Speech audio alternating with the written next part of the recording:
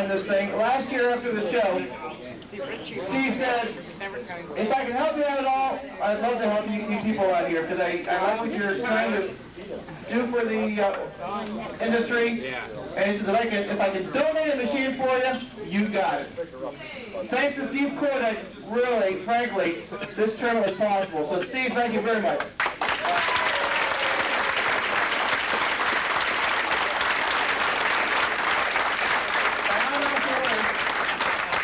I'm not the winner, and Steve can announce, or can give him something. First place with a score, let's see here, 50,000 points better. Steve Engel from New York.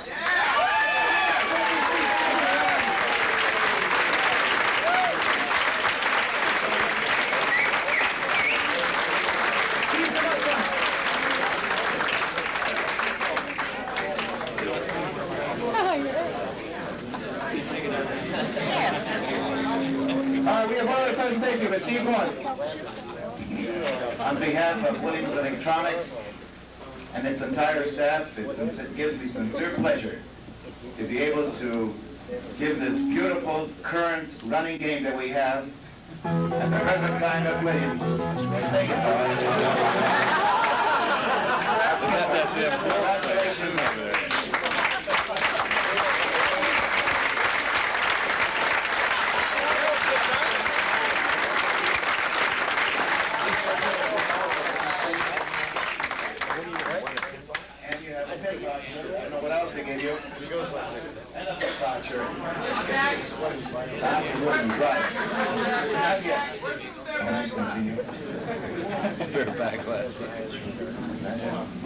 Steve, before you leave, we have one more little special thing here. Let me first of all say that Ken Podesna here, in charge of our vice president of our engineering staff, is responsible for the games that are coming out of our place, and we should give him the kind of a hand that's deserving, because he's responsible for getting these in.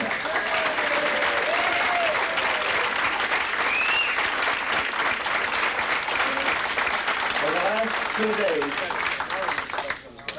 every one of you has been telling me how much you enjoyed the trip through our Williams plant. Now, the man who is responsible for making these arrangements for you, also giving us the opportunity to use the cafeteria during a time when the boys were supposed to use it, and the man who is responsible for the manufacturing in our plant, Vice President of Manufacturing, John Masterson.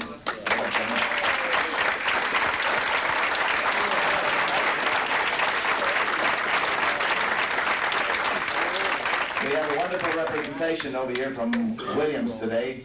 It would be remiss on my part if I tell you the man who does the selling of our games, our Vice President of Marketing and Sales, our Polish man, Joseph Dillion.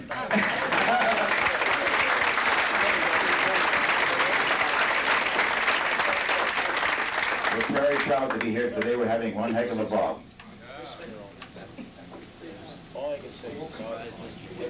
I want to see if they're here too, Steve Kordek.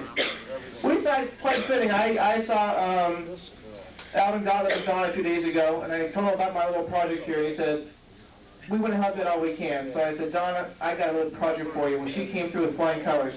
And I'll have Diane present this. For every pinball champion, you need a pinball crown. Diane? Look at her.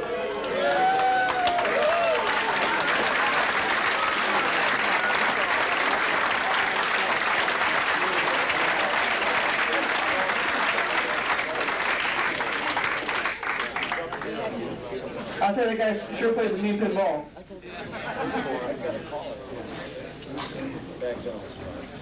Okay, everyone can be seated so we can move along. We don't want to get out here at 1 o'clock in the morning. By the way, I have special thanks to Lonnie for helping me out with the scoring of this project, and to Drew, if you'll stand. Drew and Lonnie are over here. They kept the scores and put up with all you guys for 2 straight days. Donnie, you got something present for him? More t-shirts. If you can't sell them, you give them away. Guys, come up front, Drew.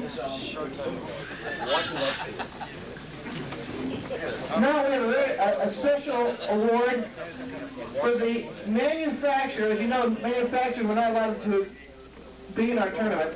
but we have one manufacturer that we allowed them to play in the regular games, but not the finals. And we have a special award for the person that scored the highest on the game, the pinball game, and that's Tom, and please help me with pronouncing your last name. Safranski, come up front. This is Football 86, first place, manufacturer's class.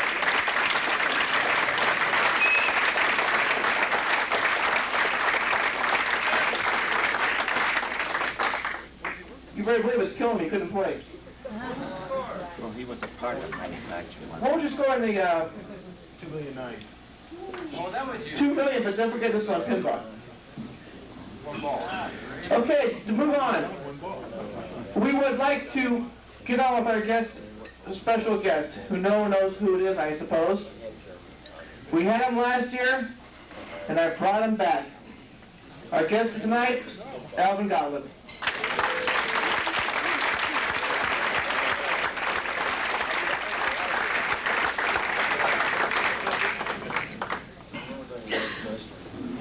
Thank you and good evening. You get the idea that there's a Williams Gottlieb event?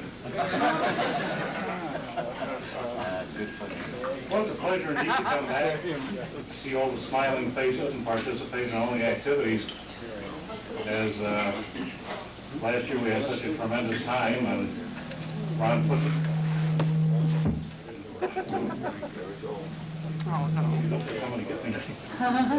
Ron, as usual, put together a fabulous show.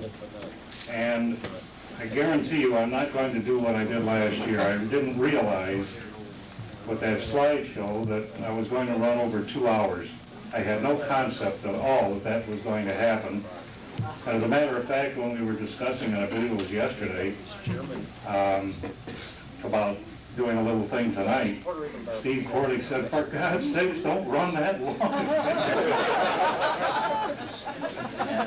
Suffice to say, he says it like he sees it. I'll make a few comments about some of the people in our business in years gone by. Not going to belabor you with games because we've been all involved with and viewed them. We've had some real characters in our business over the years. And starting with the West Coast, one of my most fondest, I'll mention the name Lou Walcher, Advanced Automatic. Maybe to some of you it doesn't mean anything, but Lou was a pioneer in the industry.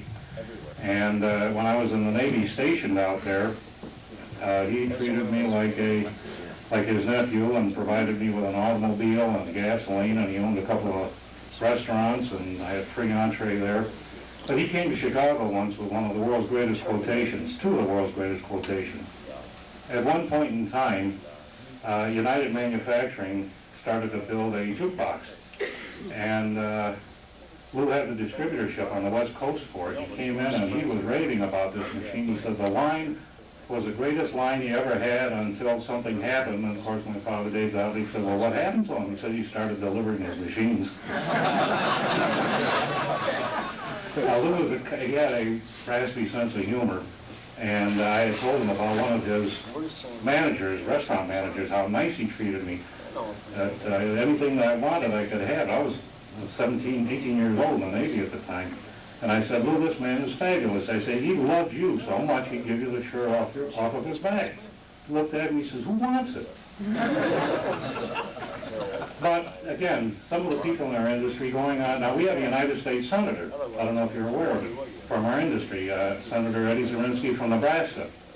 And I had dinner with Eddie last week. He came in town, and he's becoming quite a mover up there in Washington. He's on a subcommittee of the Senate Foreign Relations Committee, and his sphere of operations is the Caribbean. And we were kibitzing about the way things are doled out in Washington. He said, "By the way," he said, "would you like to be an ambassador somewhere?" I said, "Eddie, you're putting me on." He says, "No, we've got a lot of islands down there. We need ambassadors." I said, "You don't think that for 1 minute I'm going to go down unless somebody starts shooting at me?" He says, "No, you get your Secret Service man and these fellows with machine guns, and really you'll be very, very safe." No way of life. Coming on west, we go through the Midwest and run into the city of Chicago, and I'll mention a name that Stanley's familiar with, Gil Kitt of Empire Coin, and he was a mover and shaker in the industry. And It's on Mike. We thought we could have it like this. There's something. You want to talk about somebody else? You don't like to talk about somebody? Well, we thought you had Let's talk about somebody else.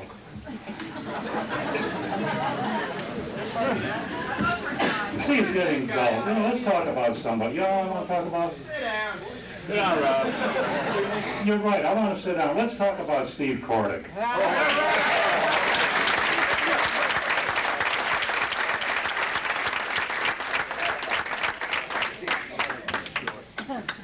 Well, you know, imagine inviting a guest and having to do this to you. What are they going to do now?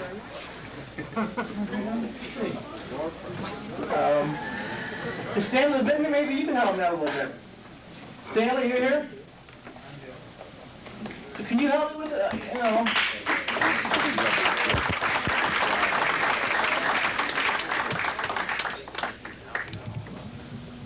Do you know Steve?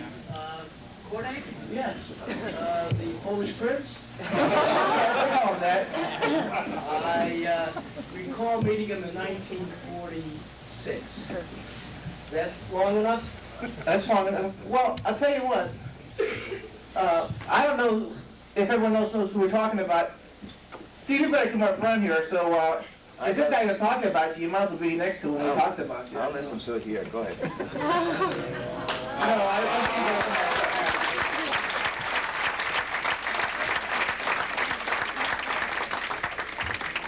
you gotta realize this, we're just doing this improv. I mean, I hope it works out all right.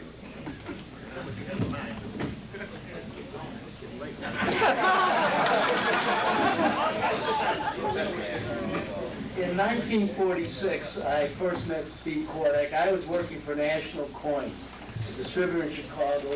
Right around the corner was Genco Manufacturing. And there was Mr. Kordek. Mr. Kordek hasn't changed a bit. He still wants to go back home early and get out of the mainstream of things. Doesn't want to booze it up with Durant, Maloney, or anybody else. He wants to go home. That's very nice. But see, you're really Mr. Straight Arrow and Goody Two-Shoes. And that has really bothered me all these years. I mean, how could a guy be so good? It's impossible. So when Mr. Berk asked me to come up here, I started thinking, what is Kordek all about? There's a thing called selenium. You ever hear of selenium? It's a metal of the sulfur family, and I think it's got an atomic number of about 34, 36. Does that mean anything? All you engineers, you're not even smiling. Selenium is a conductor of electricity. In the old days, Steve was the only guy that liked direct current. Everybody else loved AC current on a pinball machine. Where's Edison? That's right. But Steve had a gimmick, I guarantee you. He was probably getting a nickel or a dime for every selenium rectifier manufactured.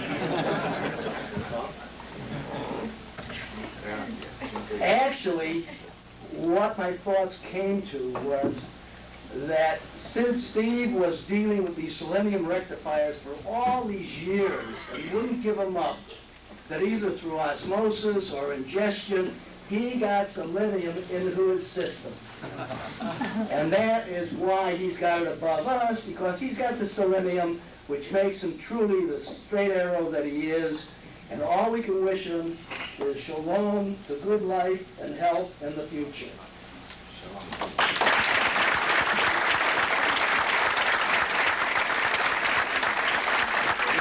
Well, somehow I gotta make an evening out of it, so, who else does he know? Dick Valosek, does he know you? Dick, are you here? Yeah, I'm here. You know this guy?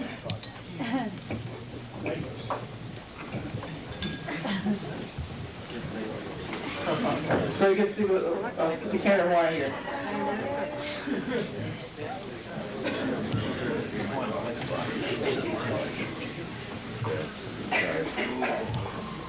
Well, Steve, about months ago, about the time of the Acme show, Ralph come up to me and he says, we're gonna do something for Steve at the next show we have. He says, so I want you to get up there and say something nice about Steve.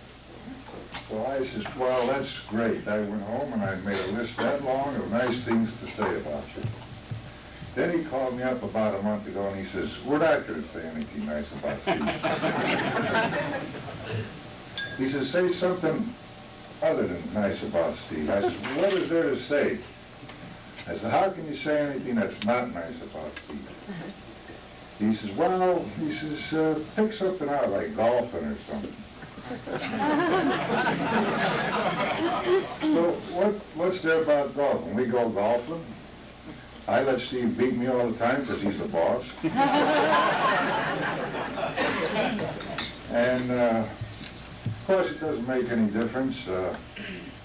He beat me anyway because I count all my strokes.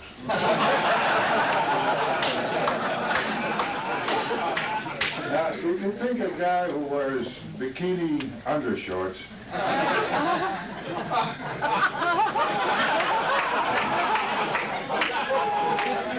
could keep a better score. Anyway, Steve, how's it going?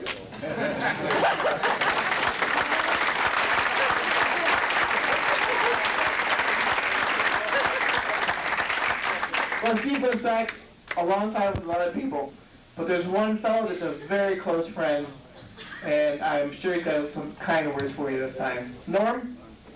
How many strokes you get? Norm Clark. Norm and Steve worked together for many, many years in Williams. Yeah, I'm Norm Clark. I'm loaded in the industry as the young designer, as opposed to the old man. A lot's been said about Steve. All of it true, of course. Steve is one of the greatest designers in the industry, if not the greatest. But I'd like to get away from the industry for a moment and relate to something that Dick said. Steve's a golfer. Now, before I go into this, I must say that I got to kind of relate to Steve's character. Steve is a God-fearing man, and Steve never lies, never cheats. You know, he doesn't smoke, he doesn't cuss, and women.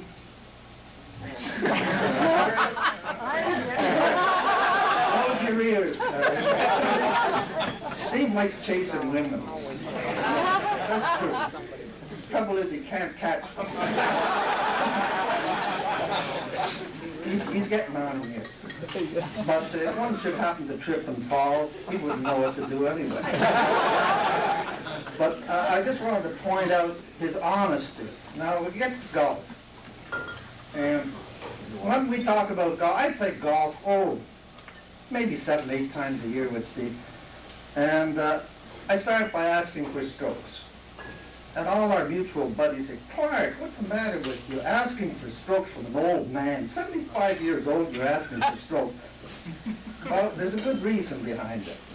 And I would never tell my buddies the reason, you know, I felt embarrassed. But I'm going to tell you tonight. Steve, he's honest, but he doesn't count on the strokes. Now, can you imagine playing in a Nassau with Steve? He's not counting the strokes. I'm counting the strokes. It's impossible. So I asked for strokes up the head. I got to relate to one time we were down in New Orleans on a business trip. Strictly business. And we got up this morning and the sun was shining, beautiful day. And we were sitting having breakfast, and we both got this inspiration at the same time.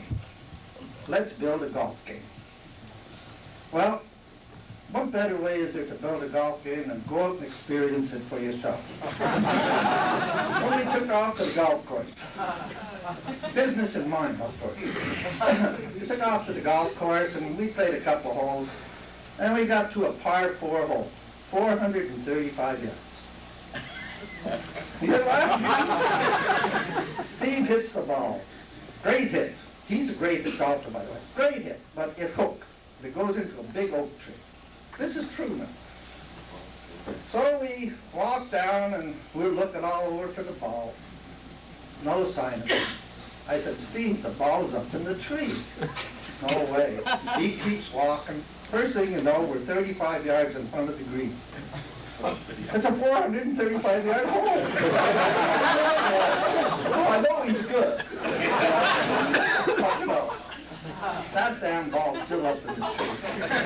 But on the way, you know, we got into the rough and Steve, where is it, Steve?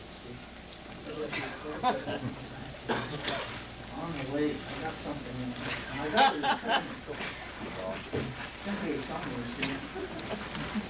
Oh yeah, on the way, we got into the rough. I followed him out of it, and I have to return it.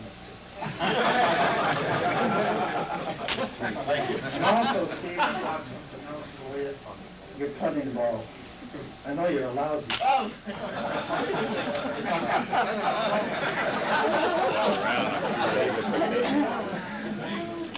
So now you know why I ask you for strokes. I'm going to relate to one more story that I talked about last year at Expo 85, and something I'm sorry I did for you. Steve was busy in his room designing a game, and I tiptoed in. He had his back to me. And I took out an air horn, and I gave him a blast. This is the truth. Steve fell on the floor. He did. He fell on the floor. I said, God, I killed him. I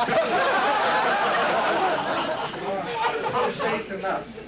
I said, God, I killed him. But he finally got up, and everything turned out okay. Now, I couldn't find the air horn, Steve, but I got another one. I got another one, and I think it'd be great tonight. It'd be great tonight to send Steve off with a blast.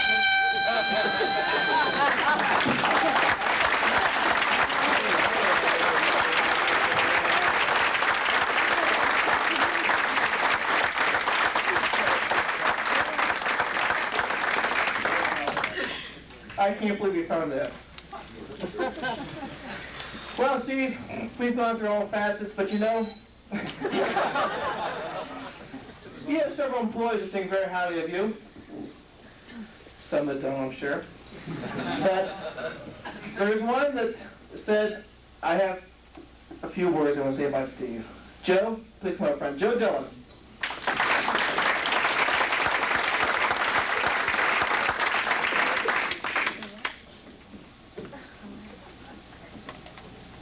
I must be very, very careful because as the salesman, Steve makes my job very, very easy. So I gotta kind of stay off of the roast and get more into the toast because it's not smart for the sales guy to get these engineers too angry at him. I've learned that the hard way. I think that all of you here, Norm Clark and all of Steve's friends know of the ability of Steve to design. I've worked side by side with Steve for the last 6 years, and I've had a chance to observe more of Steve Kordek, the man. And I've observed that he is a loving husband, a great father, a pillar of the Polish community, an American, a great golfer, and quite a very nice guy. And there's a saying that goes, does man bring dignity to the job, or does the job bring dignity to the man? To me, Steve Kordek brings dignity to Williams and to our entire industry. And to help him celebrate this expo and to help him celebrate his 50 years in this business, we've kind of said that this is the Steve Kordek year. And to commemorate that, we had to find something that fit the bill. Well, first it had to be gold because that celebrates 50 years. Secondly, it had to be American because he wouldn't have it any other way. And third, it had to be a coin. So I present, on behalf of Williams, to Steve Kordek, the new gold, $50 gold eagle of the United States.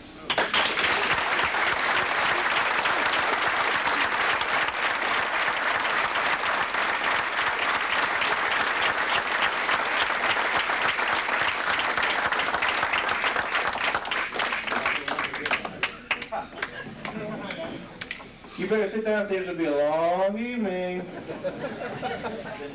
Throw that watch away. Designers like talking together, working together. There's another fellow that likes to work very much with Steve. Another Steve, Steve RItchie. Please come up front.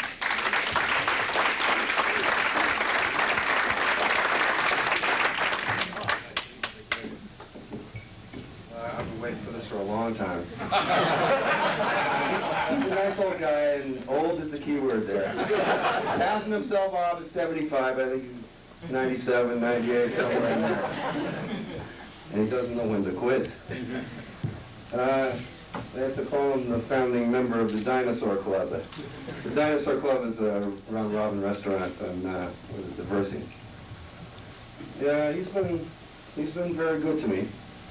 He never tells me how to design a game, or any of us. I just remember a few times when I bring him my design, I show him the design, he says, "Where are you working tomorrow?"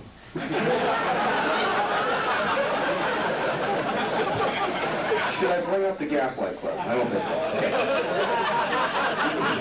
Actually, on a more serious note, Mr. Kordek has been a wealth of knowledge to all of us at Williams. He's a powerhouse. His endurance is amazing. He astounds me, and he loans me money with no interest. He's given us a lot of features and devices on the game, and we should all be grateful to his contribution to pinball. And I'm real proud to be a part of his design team, and I'm proud of having it tonight. 50 years. Thank you. You're all right, Steve.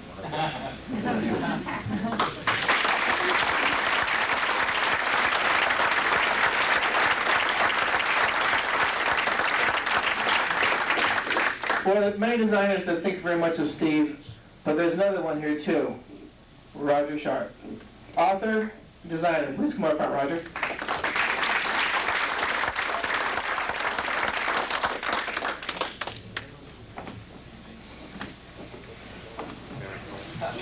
By the way, for those who weren't at the seminar today, Roger said, listen, put as many people around me as you can because I can't speak. We couldn't keep him quiet. He had a good time. Thank you. As I said this morning, and I really meant it, it was people like Steve, when I first got involved with the industry, that really made me want to stay with it. And I mean it sincerely. He's a dear friend, a brilliant individual, someone who is eternally young and comes out with great products. And as you have heard some references to today, Steve is known for his golfing and everything else, and I was able to talk to a golf magazine that made this presentation to me to give to Steve. Looks great as gold. I got it. I'll take it. It's a large one. And there's something else for Steve on those days that he can maybe drink something and think about golf. And I think it's indicative that what the words are with this, that Steve is involved with pinball as well as golf. It's very fitting. You're right. It takes good for us to play games.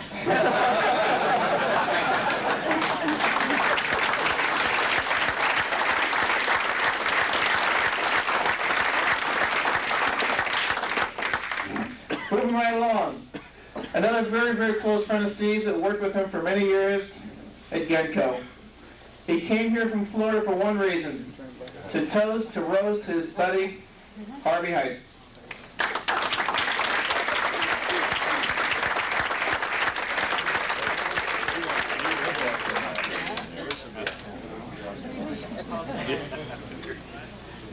He's holding his head already. He's liable to say anything. That's the reason we got him. That's what I'm afraid of. Well, Steve,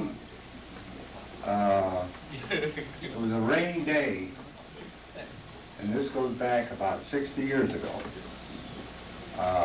Steve had come home from working on the, what was that, the corps that took care of trees, the forestry service. And he was on leave, and if he went back, he'd have to rejoin for 2 years. And this rainy day, he was on Ashland Avenue, and it was raining, so he runs into the entrance of our plant. And while he's standing there, Dave Ginsberg comes out. He says, "What do you want?" He says, I don't want nothing." He says, "Want a job?" He says, "Yeah." That's it. That started Steve right there. Now, Steve, I'm going to take you down. I have no roasting for you. I can't roast you because you were the greatest with me.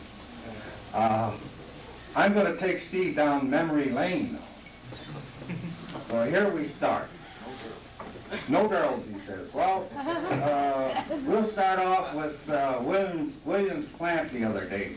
While we're walking through the plant, they had this big hydraulic press that they squeezed all the markings into the board.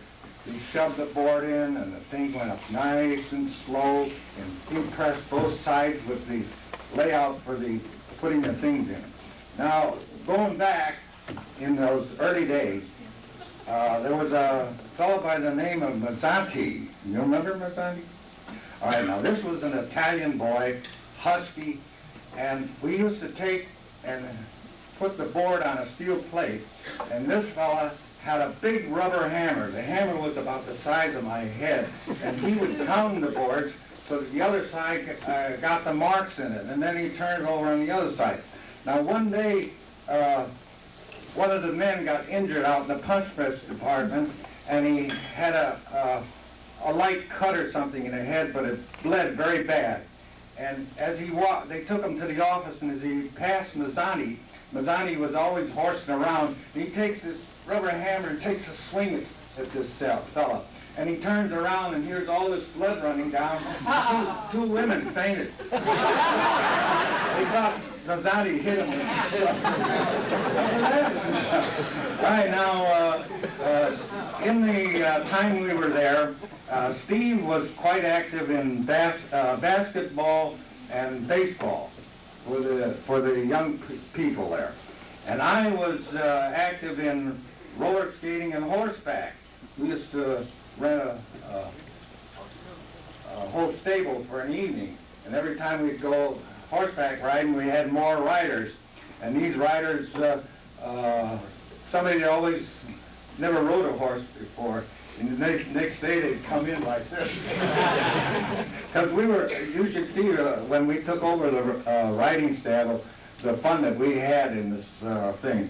I'll never forget the time when two groups separated, and I tried to keep them together, and I dashed with my horse from the one group to the other, not realizing that the other group had turned off.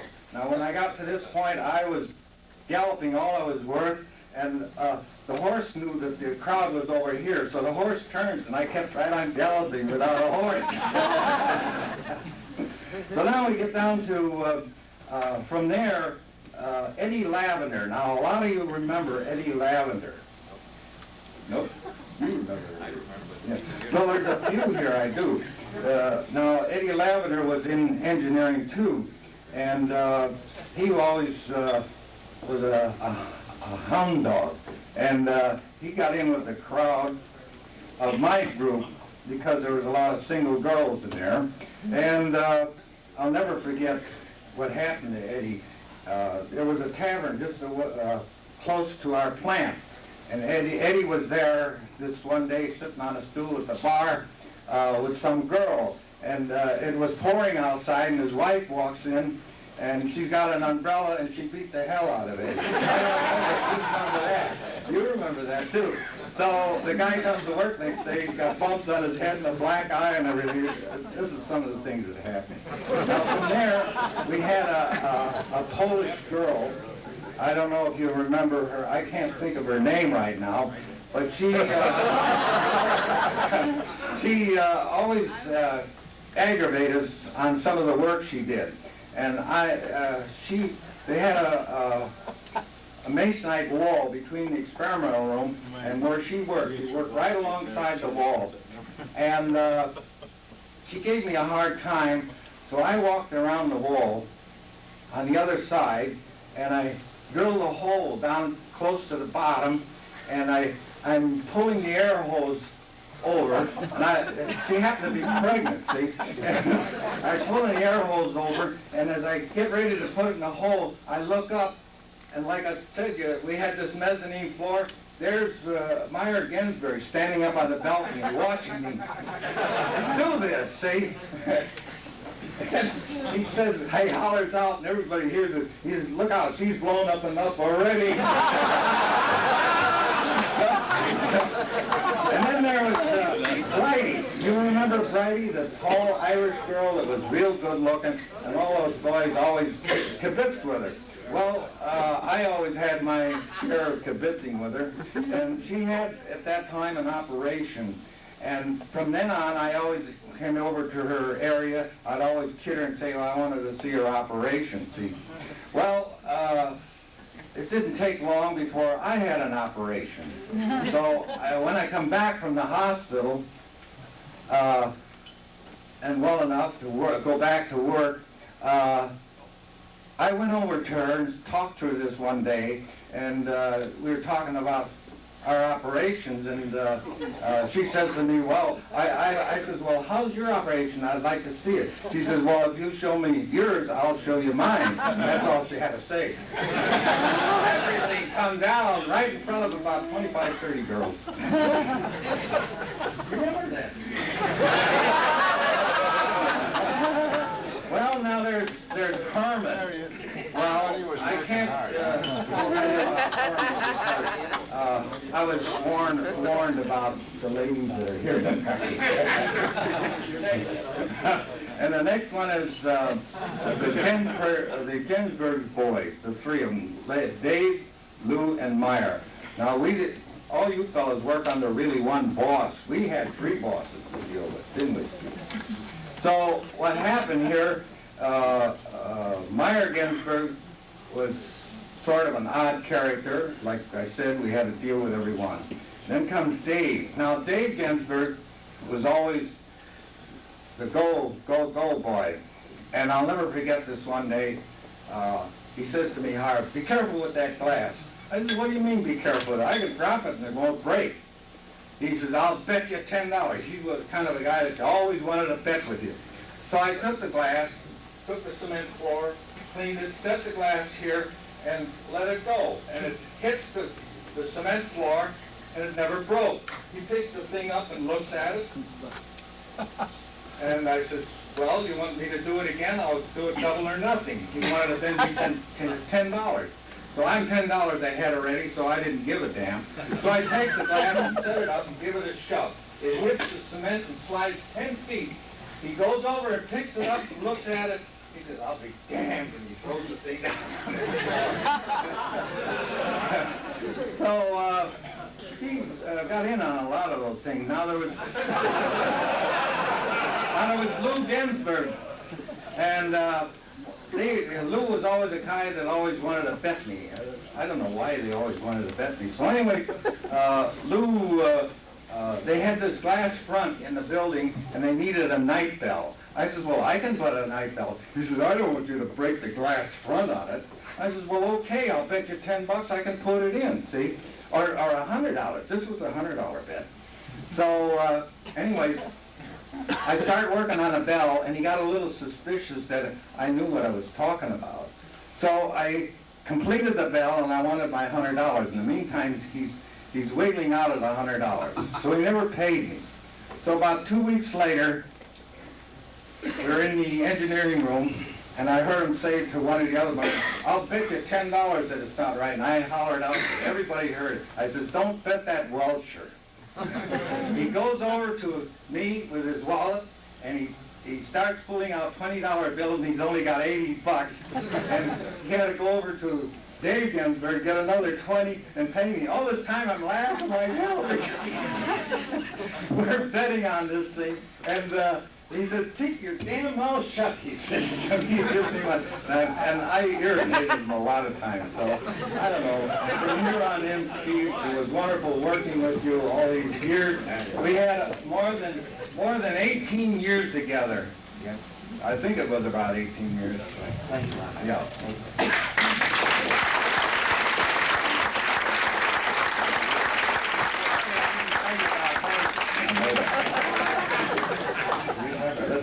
for next time. On the quiet, I'll talk to you. Listen, he's telling me about what happened with us. Let me tell you something about Harvey that's very interesting. You better get back and sit down. Harvey and I did a lot of sailing on Lake Michigan. He had a beautiful, beautiful boat. I think it had a 60-foot mast on it. Anyway, the point is, we sailed every Saturday, and then finally, out of the clear blue sky, he decides to get married. He did get married. Only one thing happened. He used to live on his boat. He was single, so he stayed on his boat most of the summer. He got married, and finally got to the point where his wife said, either the boat or me, after they got married. Well, it took Harvey about a month to decide which way to go, I'll tell you that. We stayed married. She's still with me, Steve. Well, we picked just about everyone we could think of, and I found two more. So I would like to save the best for last. So before we go to the last person, let's go with a very special person, Steve. Your daughter, Donna. Please come up front. Sorry, you put the slide presentation on? Turn the machine off. You can operate from up front here. It took 6 months of calling Steve when he was at work and talking to Margaret and saying, I got to find out how I can get a hold of Donna. Margaret, where are you? Oh, great. And calling Donna on her answering service and having a strange person call and say, I want to make a tribute to your dad. She said, well, okay. Well, here we are, and here's Donna.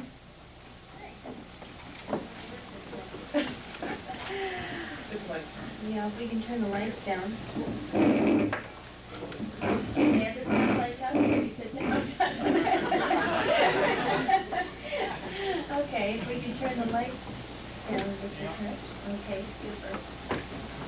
All right, the first slide that we're going to start with, I went through some of my dad's old slides, and we're going to have a little bit of fun here. And here, Dad, if you look at this, and the picture is way off, probably beating off of someone's head. A little bit to the right. Oh, there he is. There he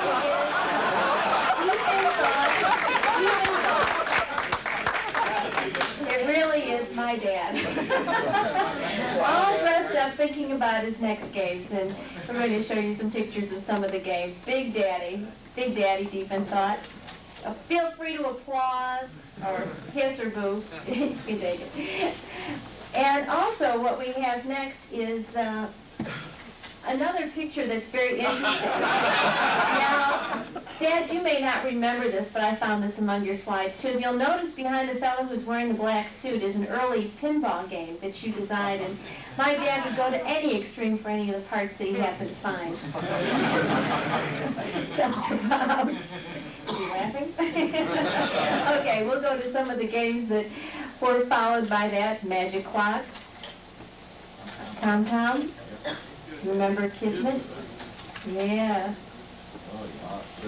Triple Action.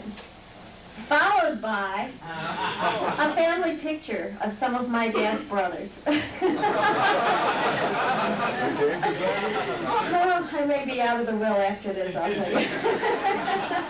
Now, you wonder where some of my dad's ideas come from. Well, with a family like ours, you can see that we have a good time. After a family get-together like this, you can see where he comes up with ideas like Mardi Gras, or Cabaret, or even better yet, Aces and Kings, right, Dad? Okay. Where did I get these? You'll never know. From the basement. Now, you can see my dad sitting back there in the sunglasses, very difficult to recognize, I'm sure, but there he is in his service uniform. And again, we've all had a difficult time, and everyone I've ever met has always asked me many, many times, Donna, how does your dad come up with ideas? Well, followed by this shot, he came up with this game, as well as this one.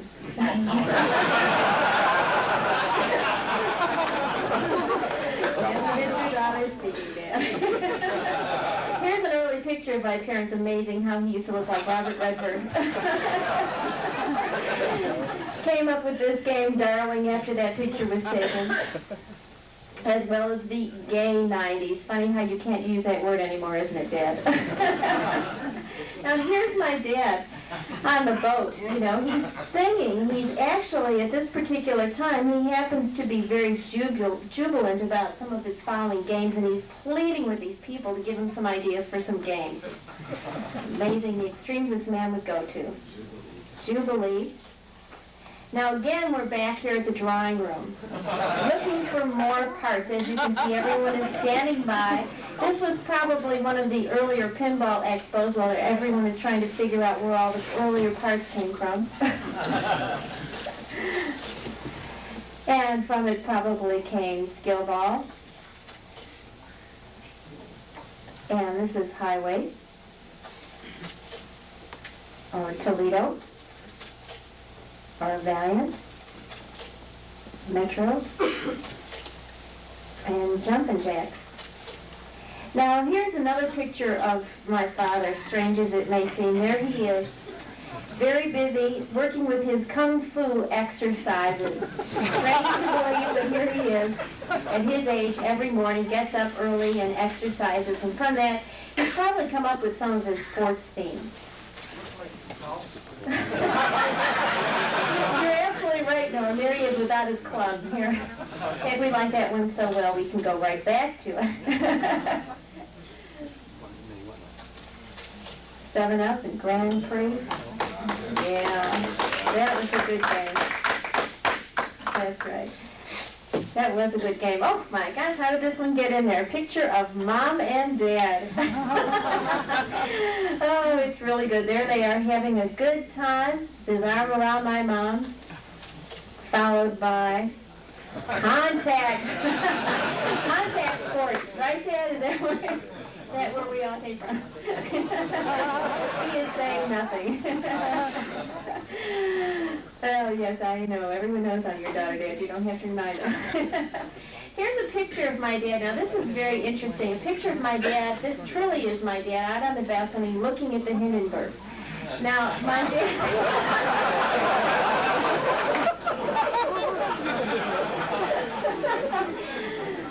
Now, as any of you may know, some of the best games are my dad's most truly loved games are anything having to do with the air or space. Space happened to be his favorite. And so as a result, after he happened to see the Hindenburg, he thought, you know, I've always wanted to take flying lessons, so here's a picture of my dad.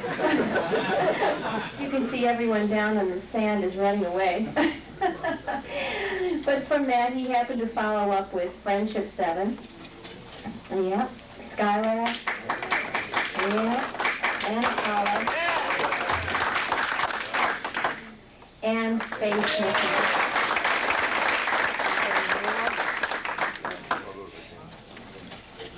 As well as Spaceship.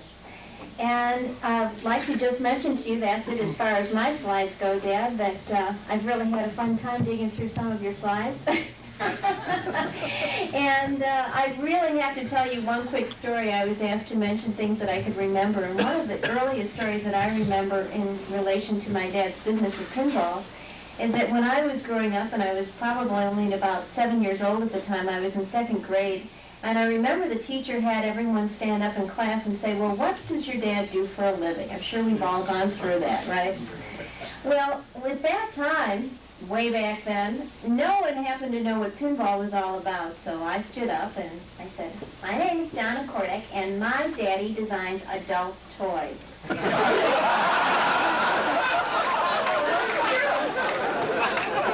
dad probably remembers the teacher said to me, I want to see your dad after class. She did, and to her amazement, it was not blow-up toys. It happened to be pinball games. And that was my earliest recollection of what my dad does for a living. And to this day, now that everyone knows what it is, I'm very proud of him and all of his accomplishments, and especially the way that he is so well received in his industry. And I'd like to thank everyone so very much for all of your appreciation that you've shown my dad for his hard work that he's done. Thank you.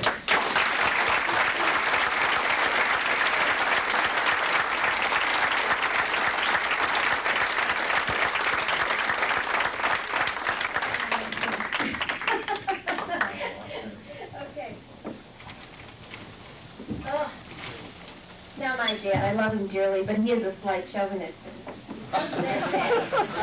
Whenever I come over to the house, he always happens to say, you know, we'll always save the good wine for the guys, but for the women, we happen to have the garbage. Gallon of garbage for the women, and here's a bottle of nice wine for the guys. There you go. Thank you. Shows you what kind of family I come from. Everybody's talking about my daughter and myself. Nobody's yet seen my wife. I'd like to introduce my wife, who's sitting right over there. Will you get up, guys?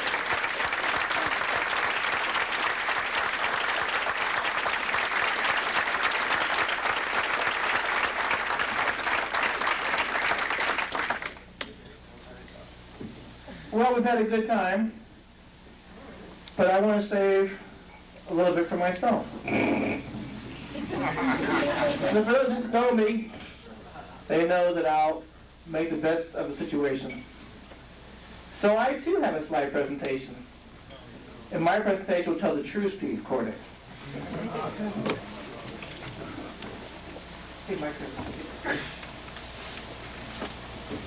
Make sure you start from slide 1.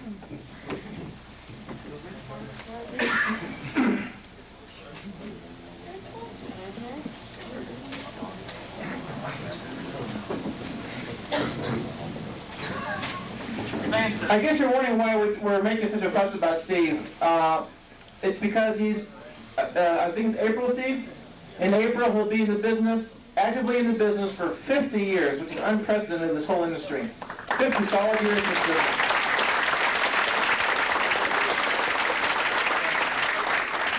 And Steve, since I wouldn't be around April, I thought I'd better recognize you now.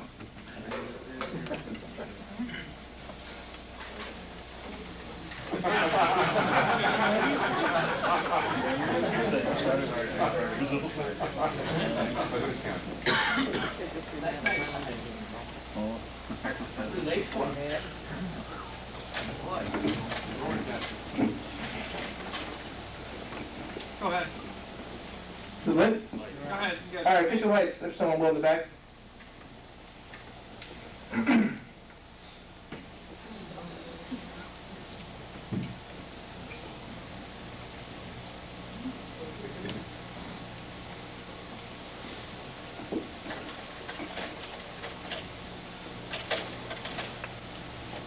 See, this is where we're going to start. Yes. I thought I'd do a little reminiscing about some of our events last year. This is when we honored Alvin last year. To my left, or to your left, is Rob Berk, Expo chairman from last year. In the middle is Alvin. And Donna to the right. And we had a good old time. Neyens, I pulled him out of retirement to come. Steve Engel, who's our pinball wizard this year, with Harvey, just look at the grin on his face. He was even madman back then. And Norm Clark.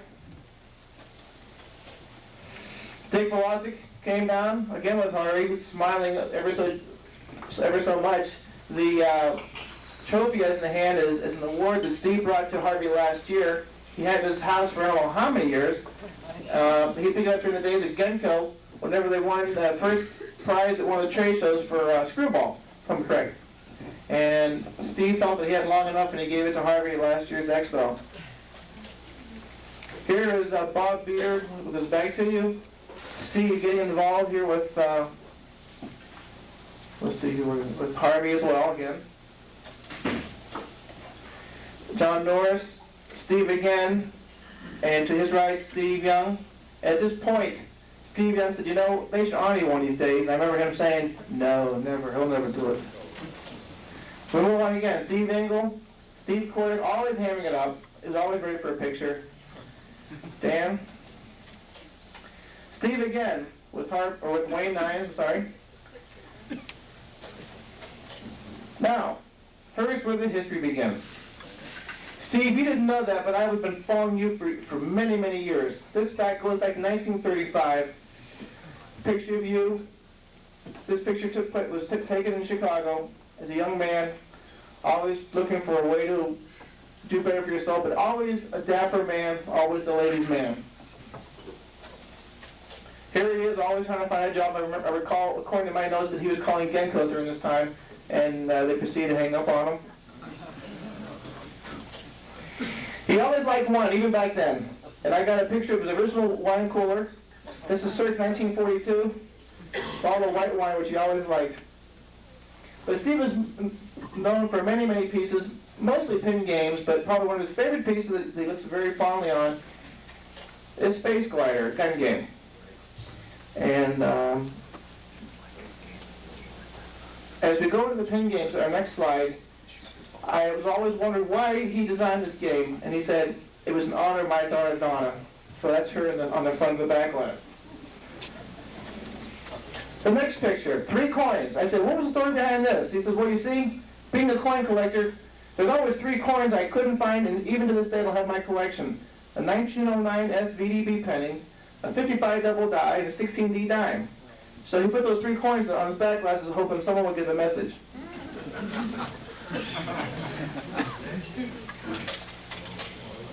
How about digging it? There's no slide. There's 2. I think there's 2 slides on one of them.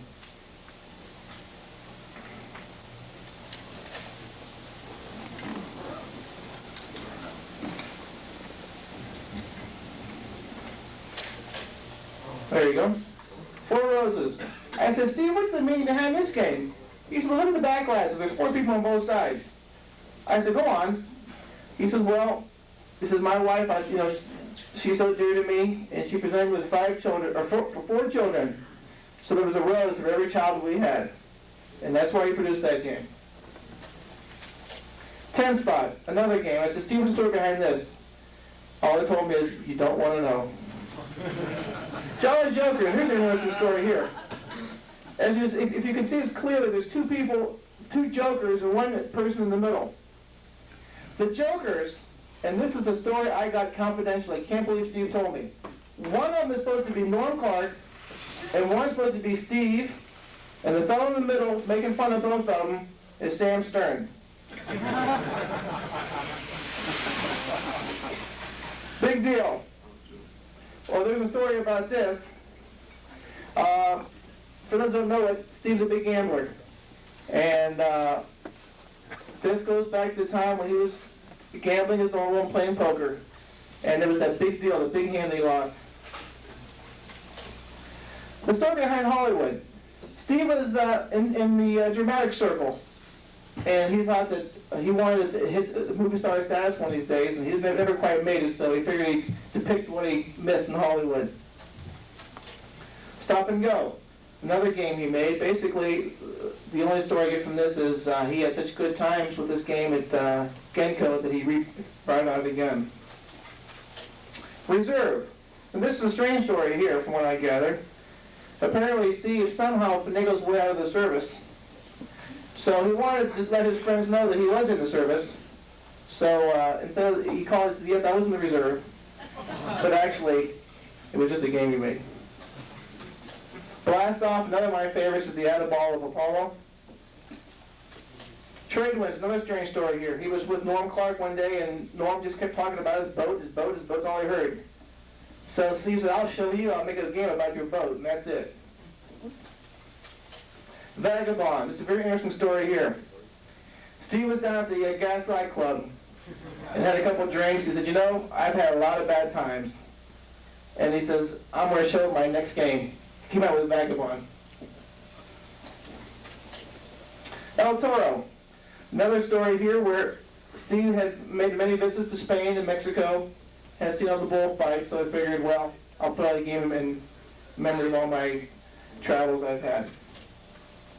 Now to the putting, now to the golf part of it. Here's a picture I took of Steve, unbeknownst to him. Many times when he practices putting at home, he's got to use a pinball. Here's a story here. Steve's son Frank is a hunter.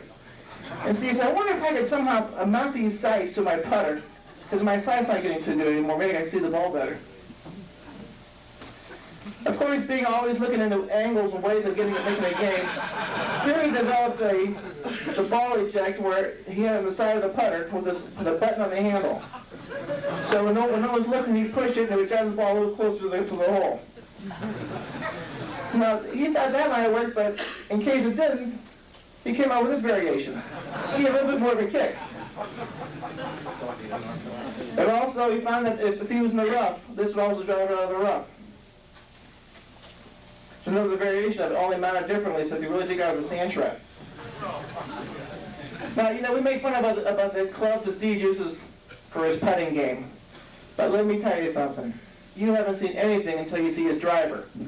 And this is I received through some very close associates, and I can't believe this when I saw it. I said, what did Steve think a driver was? He said, you won't believe his original driver. I says, please let me see a picture of it. There it is. He thought a driver, you drive a car, so you have a driver. So this driver was mounted to the driving range. Here's another picture of it. So that was one way he used the driving.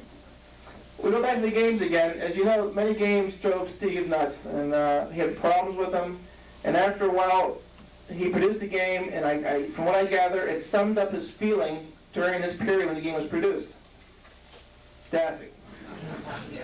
Just driving him nuts. As I said, he liked playing cards, so he came out with the 4 aces, and another center shooter game, the Zodiac.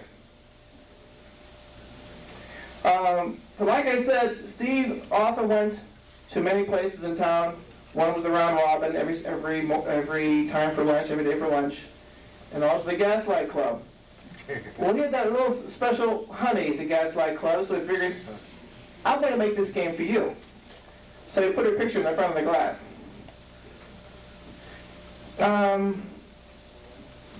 We're going to leave the game for a minute, Steve, and go to something else. If you think back to the time when you were working for Sam Stern at Williams, and from what I understand, the story goes like this.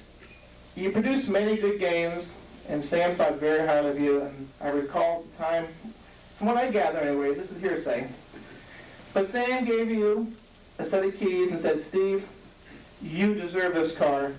Here is my present to you.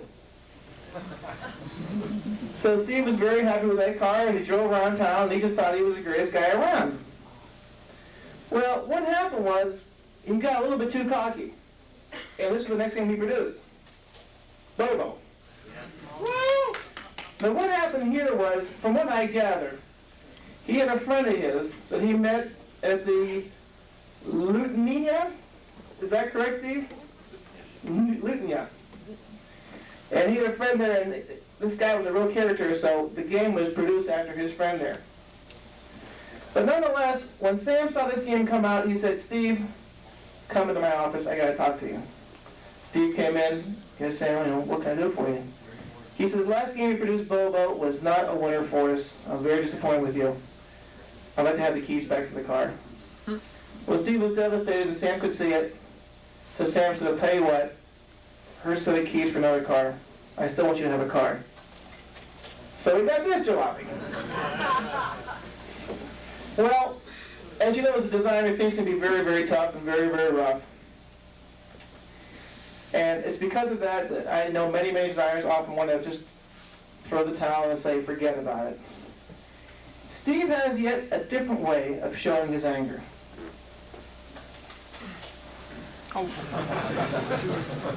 He just explodes the game up and forgets about it. So after he's done with his games, he jumps back into his Cadillac, heads back home, and does some reminiscing. And as he does that, I want you to reminisce and think about the times and the games that Steve has given us. Because it's because of him that we have the expo today. Thank you, Steve, very much.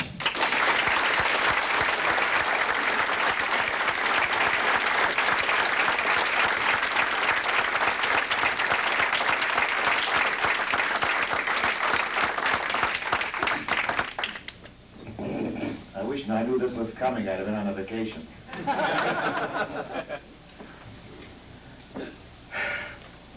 Well, good. You have your thoughts, but I have to do as well.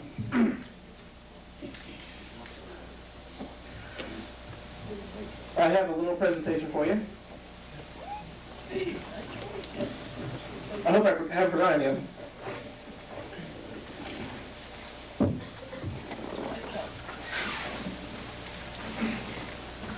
Why don't you stand up here, Steve, and we'll share it with the audience. This is a picture of Steve Kordek on here. And it reads as follows. Presented to Steve Kordek in recognition of 50 years of dedication to the coin machine industry and your continuing support, and I mean it, of Pinball Expo. Yay!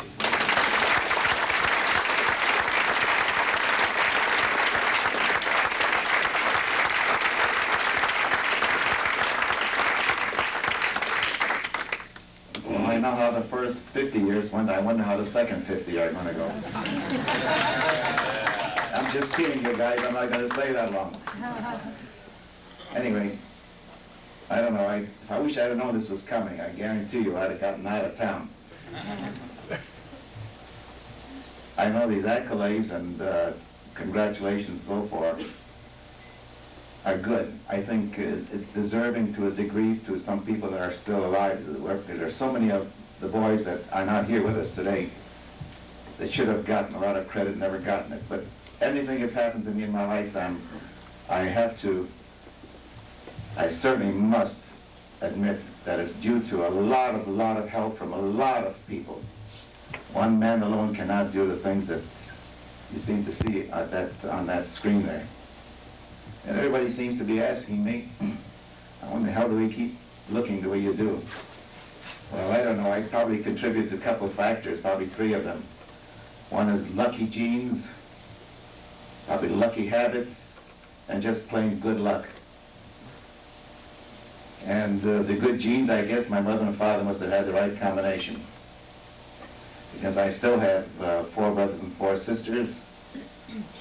And 3 of us are in our 70s, 3 in our 60s, and 3 of us in our 50s. And we seem to be doing pretty well. And as far as the good habits are concerned, I don't know. I guess a lot has to do with background at home. Good moral upbringing was very, very important in my lifetime. And I guess the tough sledding we had during the Depression. And I can still remember my mother on many occasions not even eating just so the kids could eat.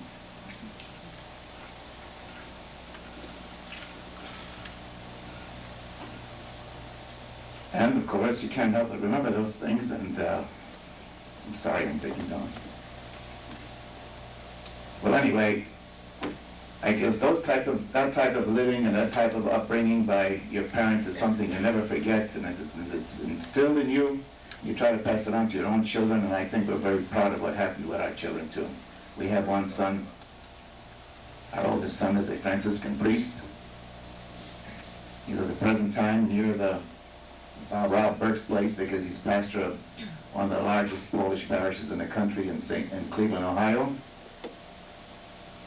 And I have a daughter in California. We have a daughter in California who has 4 children, 2 of them already in university. And of course we have a son with 2 children who's now living in Elgin. Of course that little upstart daughter of ours over there. Why doesn't she get in here? Hi, Margaret. Good. Barbara, hi. Didn't expect this. Anyway, getting back to the good genes, the good habits, and plain good luck. And I think good luck has a lot to do, and I think almost everything to do, with the good people I've met in this industry all my life, especially you people here during this period of time. And just being able to know that you can talk to people, get them to understand what you're driving at, and having them understand what you're talking about. And I think the good luck is knowing you and knowing the people that have made this possible for me today. Thank you.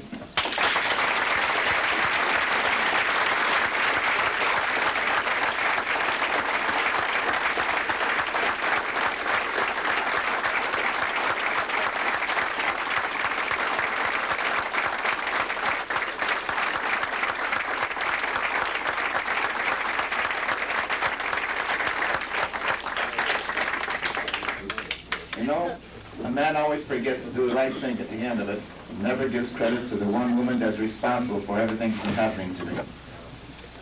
And we will be celebrating 46 years of married life together. Same wife, same husband.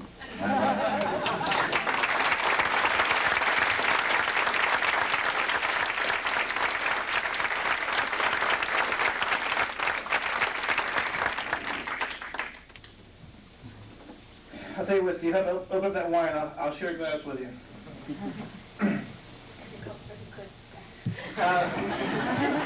There's a lot of people to thank for having this thing take off so well. As you know, I've been bugging a lot of you people about some facts and trivia. Donna, I'm sure, knows very much about what I went through. Alvin was wonderful. I mean, we planned this con job, I think, perfect. The reason is, by the way, Steve, that we told everybody that Alvin was going to be our guest is because supposedly that's what you thought.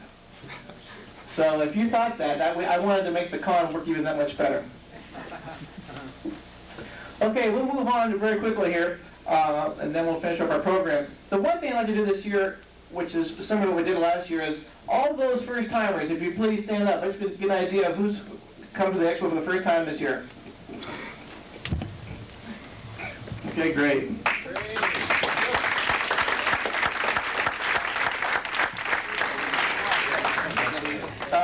I want to recognize two people that came this year from Canada. Are you here, David Curry and Wayne Morgan?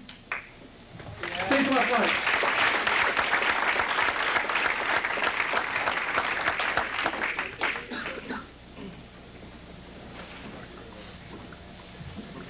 Are you guys coming up front or not?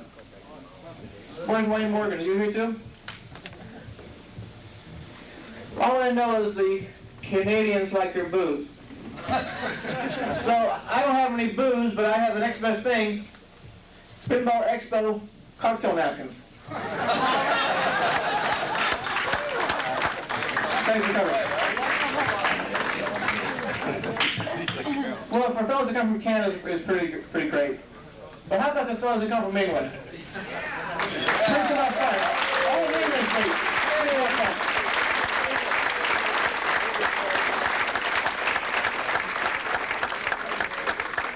Now this is what I call a devotee.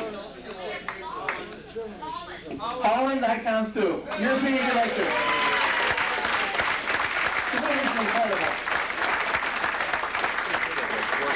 But there's one thing I do every year, and I just think it's so darn fitting. They probably say, oh no, not that again, but you know, the English, they just love their sweets, baby. Here's a pledge for you. Hey, Gary!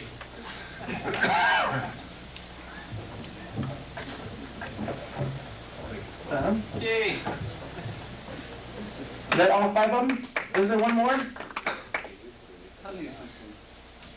All right, we got one here for Tony too.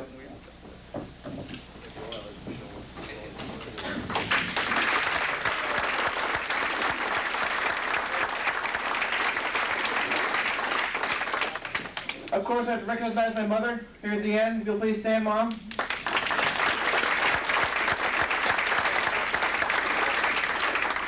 I'm sorry to say my dad passed away about 2 months ago, so it's been tough on us, but he's been very helpful, and I think we put on a good show again for you. Also, thanks to Randy and Debbie over here at the end. Randy was taking your money all week long. Diane, you got some speaking forms?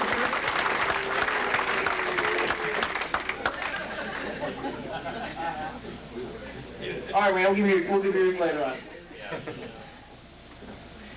And also, thanks to our speakers.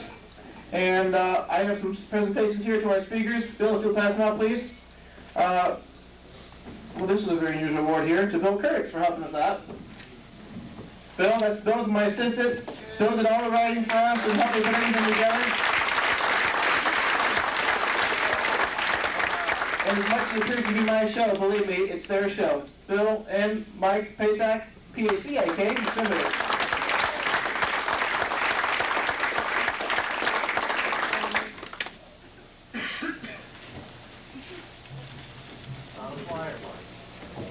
Some other little surprises for the fellows they can open up when they get a chance, Mike and Bill. This next person, I have a very close fondness to. I don't know why, but he is just he's always coming through for me anytime I've asked for it. Alvin Gottlieb, please come up front. You've been very, very great. Let's go.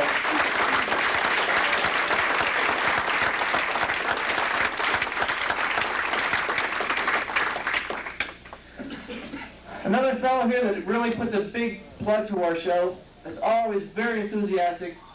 The only speaker I can guarantee every year, and yet the only speaker that will give me his topic 364 days before the show, Dick Bueschel.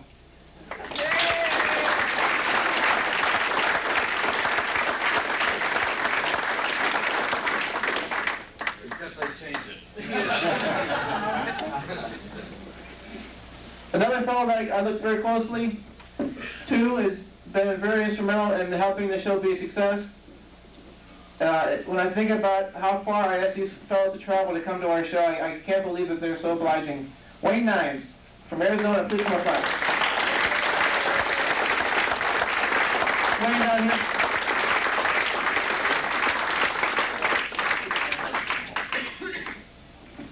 We had a new speaker this year, and he came to the show last year, and I said, how about being part of our panel discussion on the Gottlieb tradition?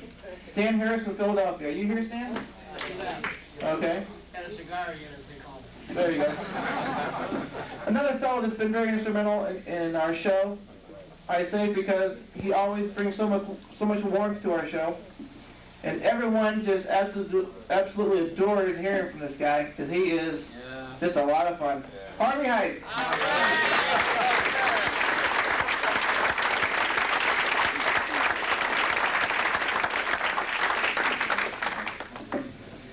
Another speaker that's been very instrumental for us that has come through every year. And last year he had an unfortunate problem of not being able to attend our show the first day, Gordon Hasse.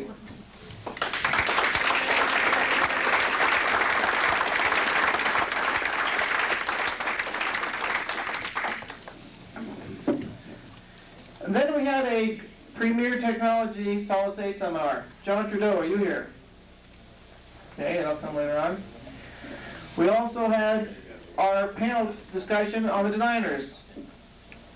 And this goes to a person that was responsible for designing Pinball, Barry Oursler. Are you here, Barry?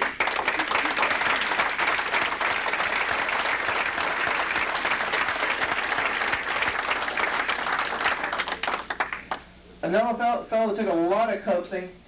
In fact, there was a rumor, much rumor, he's not going to show again. But he did. Roger Sharpe.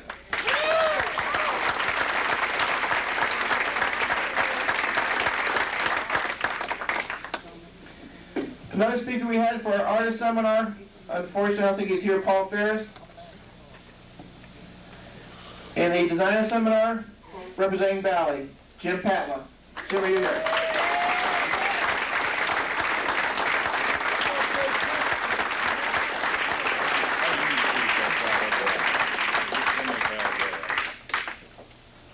Here's another fellow, I don't believe he's here right now, but I was tickled to have him be a part of our show.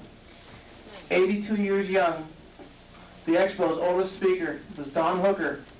I don't think Don's here, but Don, I'm glad you came. The other half of Pinball Collectors Quarterly, the man behind this whole Expo as far as I'm concerned. He's done more to help organize the collectors than anybody. Steve Young.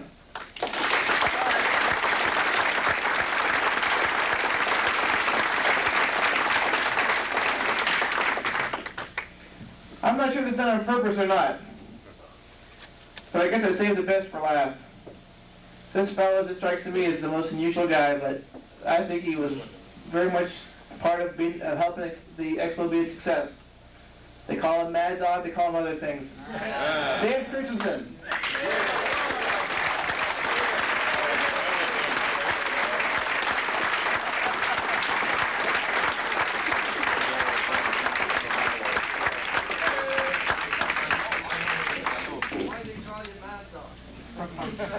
Right from there, the inspiration.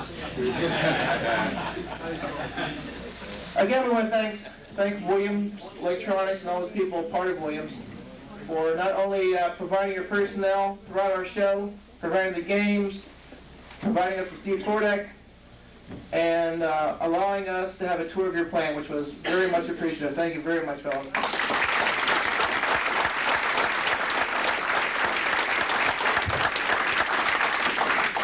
I have a new award this year, or I should say a plaque, and this is for the best exhibitor.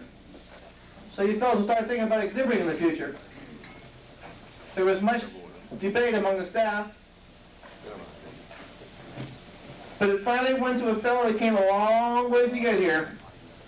And after much coaxing, he brought us a machine for me, Neutron Star. Dan Kramer.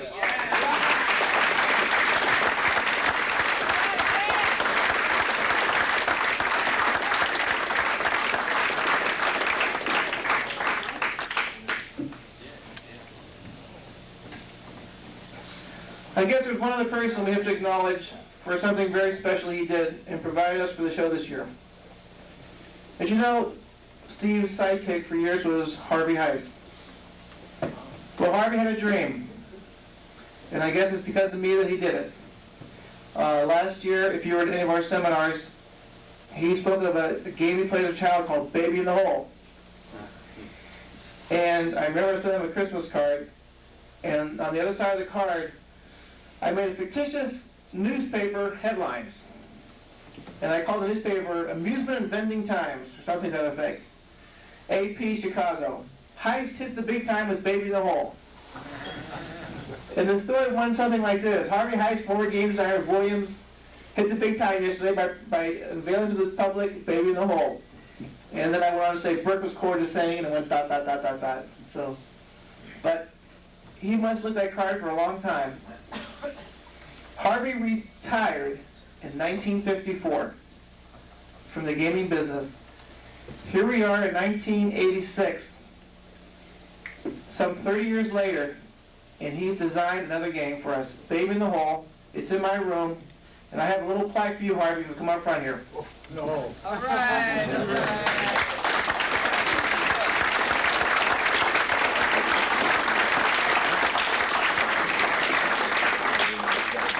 Come around here, Harv. Yeah. We're at it again. Yep. How long if I get you to come back again next year? If I give you enough things, you'll come back. No, I heard that last year. We're going to have a talk here in a second. Just don't let the storm get a hold of a horn. All right, Harvey, what, 79? Yeah. 79 years old and still designing. The plaque reads as follows.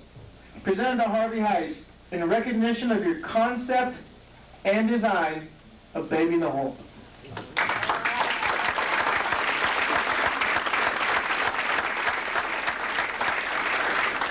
have much more to say. I thank you all.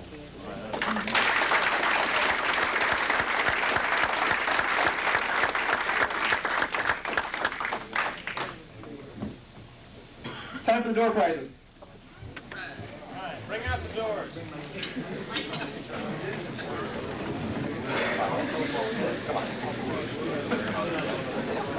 All right, now, before we start with that, I have Mike Pacak. One last presentation I'd like to make to Rob Berk on behalf of the staff of Pinball Expo 86 for not only putting this show on once, but twice, and we hope there's a third time. We'd like to make this presentation to Rob.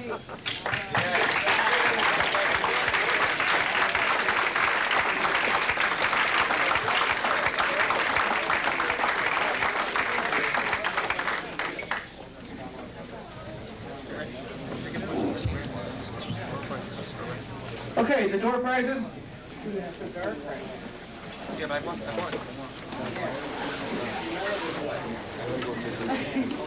Randy, which yellow one? Motor Dome? Courtesy of Valley Manufacturing, Jim Patla and all the rest. This is for the Motor Dome, brand new pinball machine. I'm sorry.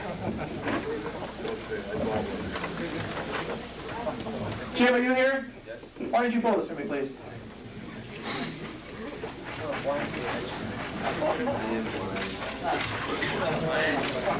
What color? Close your eyes. Now you gotta bring your other half up here so we can see if they match up. What'd you say?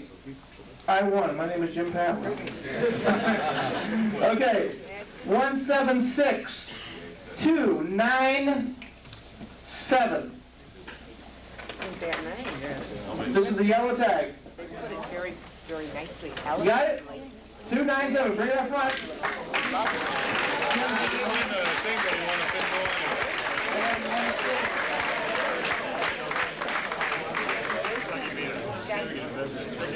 I guess if you buy 300 tickets, you get a better chance of winning.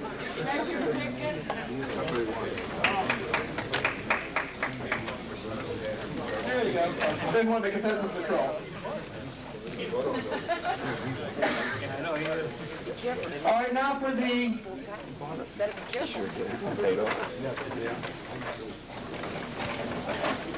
Now for the door prize. Every person that registered for a show this year got an orange ticket. Is anyone here from Premier Technology? John Norris, come up front and make a drawing, please. This is for a brand new Genesis game, courtesy of Premier Technology.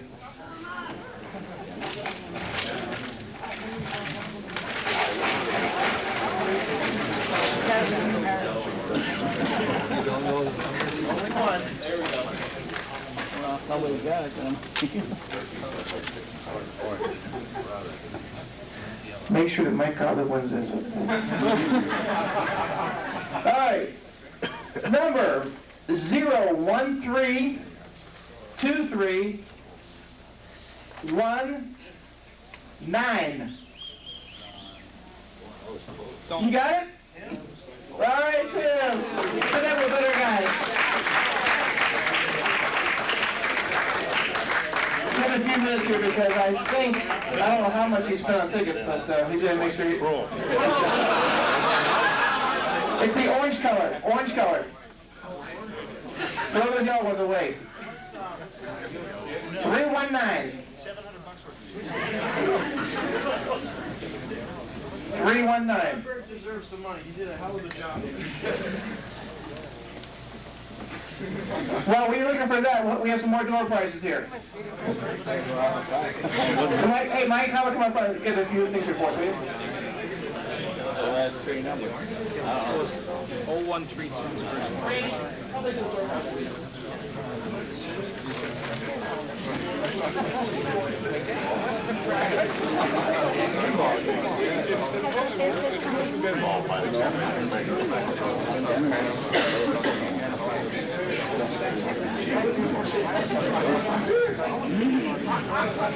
Okay, Mike, pull wrap, buddy. Just joking. You're lucky they came. All right. Now he's doing it all. Okay, this first item.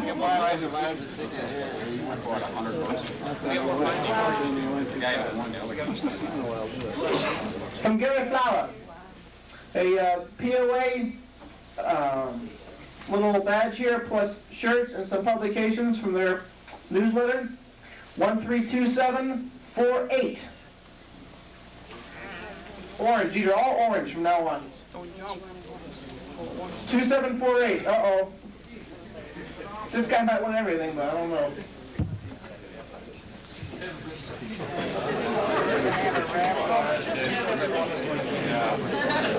2748, he got it again.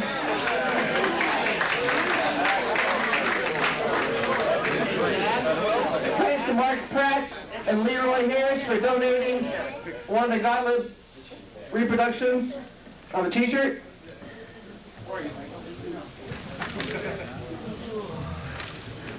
Hey, Mike, you can leave the Daniel down, don't you understand?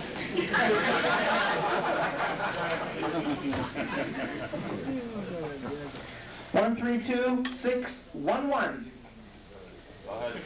You didn't win that one, so someone else has got it. This is the orange tag.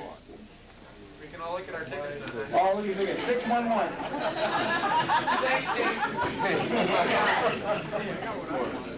If we don't have one, we'll keep drawing till we get one here that someone's got.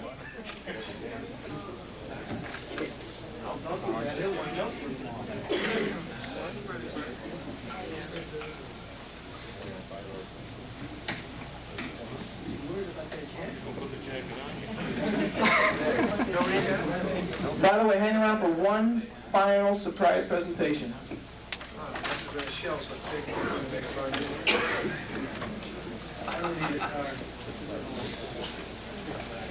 132-090.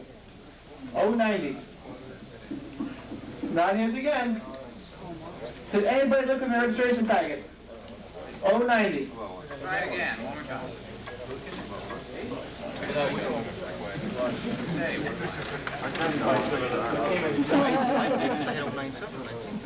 How about number 680? He refuses.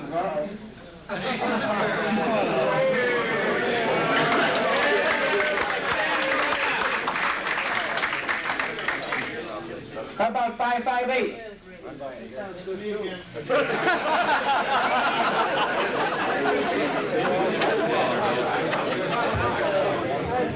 176. 176.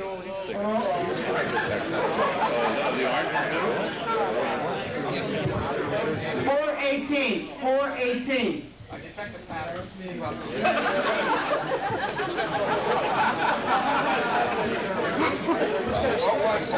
249. 249. 249. All right.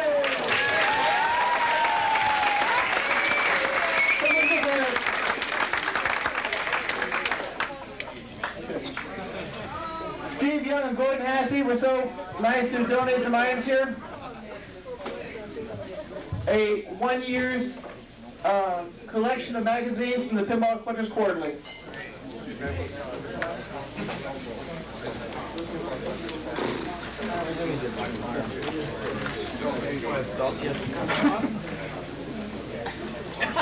Number 095. 095. All right, next one. 214.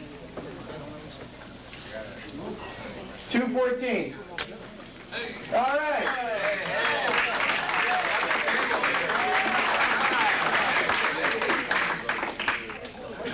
Okay, courtesy of our souvenir section, Diane, a Pinball Expo golf shirt for you golfers.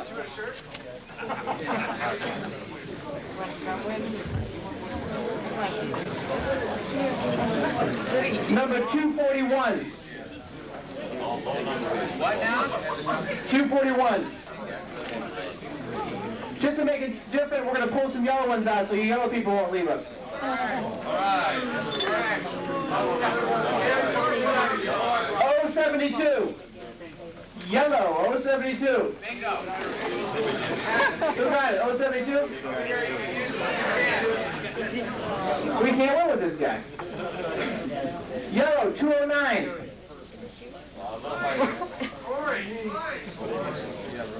Orange. Yellow. Orange, 598. Remember me? I met you at one of the shows. 2 years ago. Yeah. Orange, 773. Can't take you anywhere. Those aren't looking, start looking at your bags. No.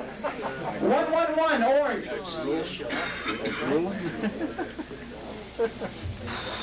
Orange, 362. All over the place. Orange, 527. Orange, 671. Oh, there's a name on this one. Chester, the security guy. What's he doing with that? All right. Now the D. Gottlieb price catalog. Now I talked to Alvin Gottlieb. He said for a small price, he will sign it.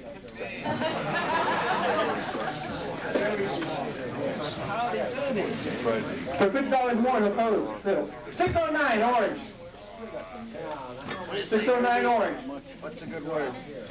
Orange. 622. Orange. 150. Orange, 121. All right, 121. All right, hey.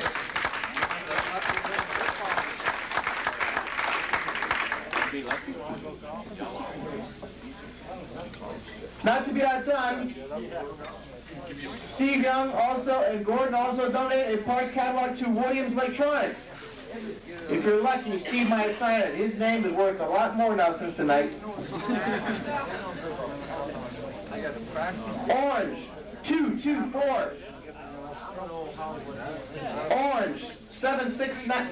769. 224. Wake up.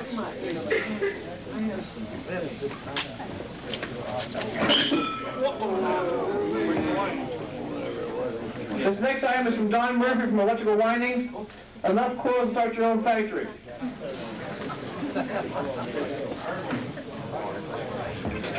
Orange, 293. Orange, and the name on it, Fred Wallace, he got it.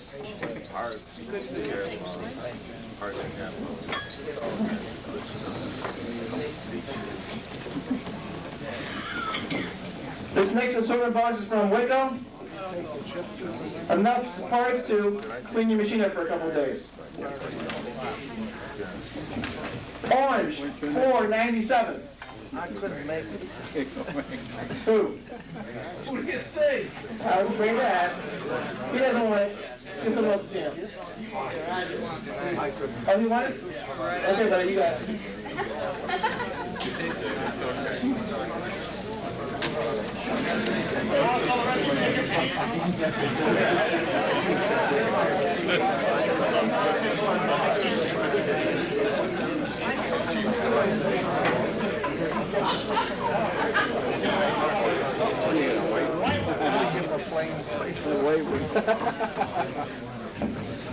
I saved the best for last.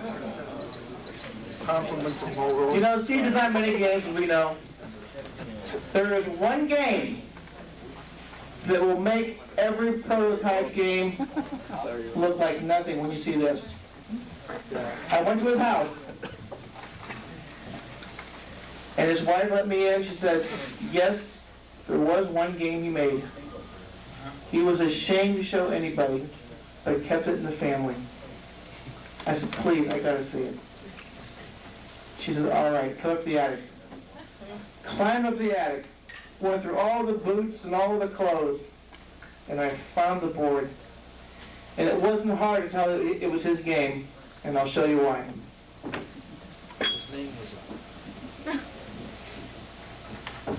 This is a game he designed called Steve Kordek, I'm the Greatest.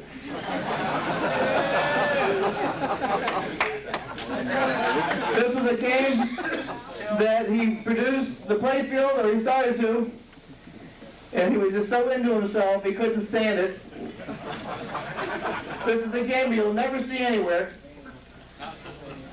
Bring it over here this side. I guess what you do is you knock the target down, spelled Steve Kordek, and you get the special.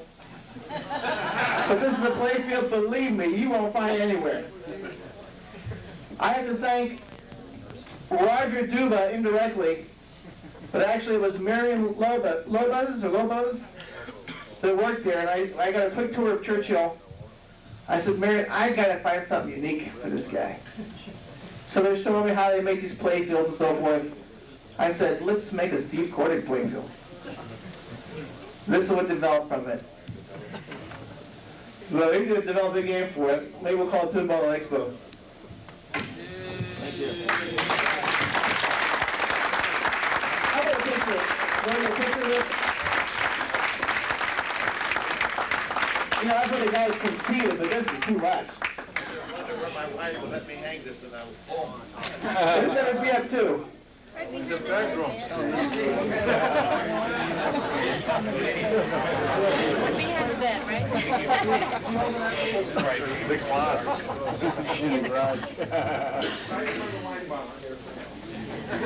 Again, thank you to all the manufacturers for helping us make Pinball Expo a success. We hope to continue with expos, but it depends solely on the response we get from you people and from the manufacturers. Our exhibit hall is tomorrow from 10 to 4, and that will end another expo. Thank you all for coming and making it another successful year. Bye-bye.